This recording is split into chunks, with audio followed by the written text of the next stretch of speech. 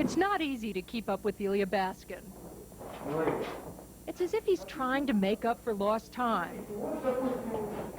75 years of it, to be exact. The biggest problem we have is that there isn't a critical mass of people today who know how to function in a market system. Baskin is St. Petersburg's premier entrepreneur, and boy, has he got plans. For example, turning this decrepit apartment building into a glitzy headquarters for his company in less than 2 years. It would have been a miracle in Soviet days. Ilya hasn't made it to the top all by himself. He and his wife Elena met as students at a construction institute and started their business together 5 years ago.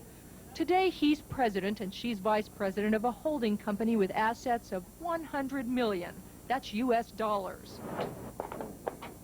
One of the payoffs is traveling in style, a bodyguard always in tow. The chopper used to fly Leonid Brezhnev. His latest dream, by century's end, to turn that marsh into a second port for St. Petersburg. The city's existing port is desperately overburdened. Of course, what's a success story without humble beginnings? It was touch and go for a while in this basement sewing room, but using a Western grant, now paid off, the Baskins finally turned the workshop into an enormous clothing company. It's the bedrock of their empire, and Elena spends a lot of her time overseeing production here. The work isn't hard, but others don't always want to see a woman as a business partner. Male chauvinism is very serious here. Banking, manufacturing, communications, you name it, the Baskins are in on it. And the dynamic couple is especially upbeat about future prospects now, after Yeltsin's victory in the battle with hardliners and the return to power of economic reform guru Yegor Gaidar. Ilya was a deputy of the now-defunct parliament and may run again in December. Of course, there are worries, the mafia for one, and the fact that Baskin, always impatient, is fully extended on his investments.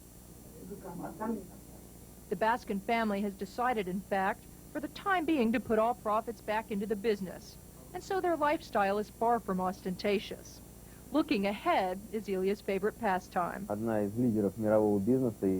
want to build a company that will be among the world's leaders, an example of civilized business here. And I want my daughter to be able to take over when she grows up. The dream of many an entrepreneur, especially in Russia today. But there aren't many who can keep pace with the likes of Ilya Baskin. Claire Shipman, CNN, St. Petersburg.